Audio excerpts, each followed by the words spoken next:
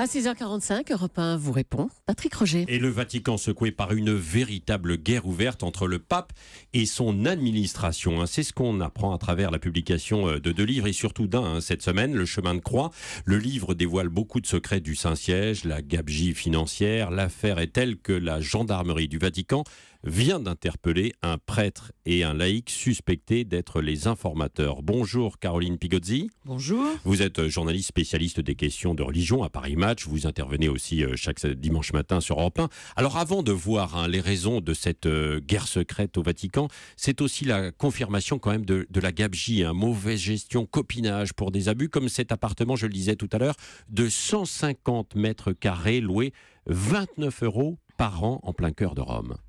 Ah oui, ça, il y en a beaucoup de choses comme ça. C'est-à-dire que il faut voir que ça fait des années, ça fait peut-être 50 ans qu'on n'a rien contrôlé, que c'est comme un millefeuille, vous voyez, chacun arrive à un petit avantage et puis finalement, à la fin, ça fait beaucoup d'avantages. Ce sont des grands avantages quand même. Des grands avantages et puis il n'y a pas vraiment d'organisme de contrôle. Et puis vous savez, au Vatican, on dit le temps égale en homme. C'est-à-dire qu'il y a un tel pouvoir de résistance. On vous dit jamais non.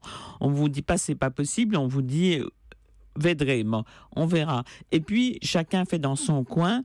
Et je crois que le pape pose des questions, mais simplement, on répond pas, quoi. Ça prend tellement de temps que le temps joue contre lui. Oui, et puis quasiment tout le monde en profite, y compris les cardinaux qui bénéficient de ces avantages. Certains cardinaux. Le cardinal français Non, non, les cardinaux français, bon, ils ont les appartements hors territorialité à Saint-Caliste, mais c'est pas...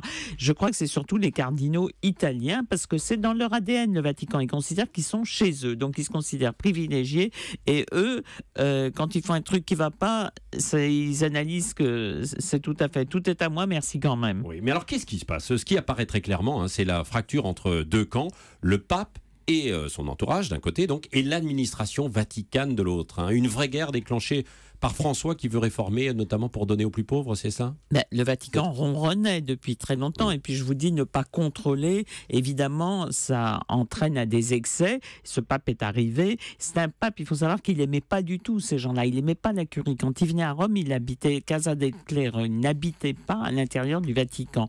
Donc il voyait ce qui se passait, il observait de l'extérieur en étant très frais, parce que justement, il ne voulait pas faire partie de ce système. Il habitait dans l'hôtel un petit hôtel à l'extérieur qui appartient au Vatican, qui coûte rien d'ailleurs, les chambres sont très modestes, parce qu'il n'aimait pas cette ambiance. Oui. Alors, on parle souvent du pouvoir de la curie, vous venez d'employer le terme, là, des luttes internes au sein de la curie, mais qu'est-ce exactement que cette curie qui semble si puissante ?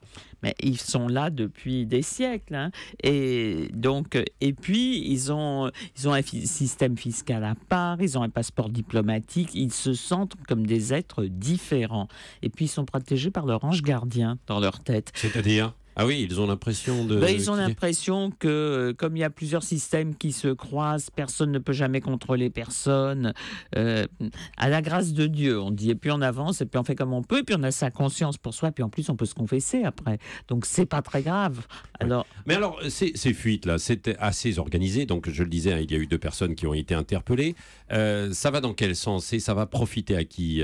Au pape ou à l'administration vaticane ? Ça crée une ambiance très délétère. Évidemment, c'est très désagréable parce que chacun soupçonne chacun. Si le pape se dit qu'il commence à avoir un micro dans sa brosse à dents, c'est très désagréable. Évidemment, ça va un peu aider pour faire le ménage parce que ça sort dans la presse, ça sort partout. Bon, mais là, on parle de la pharmacie du Vatican, par exemple. La pharmacie du Vatican, ce que personne ne dit, c'est qu'elle est ouverte à tout le monde. Oui. Il suffit d'avoir une ordonnance et vous entrez à la pharmacie. Qu'est-ce qui se passe pour la pharmacie du Vatican pour que les auditeurs Je crois qu'elle a perdu 300 000 € cette année parce que il n'y a pas de contrôle, chacun arrive. D'ailleurs, j'ai vu l'autre jour, parce que je suis allé moi-même à la pharmacie acheter de l'eau de Cologne, en fait, c'est un espèce de grand supermarché où personne ne fait vraiment attention. Si on voulait, on pourrait en mettre plein son sac et repartir, il n'y a aucun problème. Il y a trop de monde et peu de personnel. Ça, c'est la mauvaise gestion du Vatican, quoi. Oui, mais à la fin de l'année, ça fait pas mal d'argent. Ça fait plus que les grands magasins à Paris où on pique 4 ou 5%, je crois. Oui. Alors, est-ce que l'administration vaticane veut se payer, pardon pour l'expression, mais le pape François, on dit qu'elle n'était pas étrangère à l'abandon, par exemple, de Benoît XVI.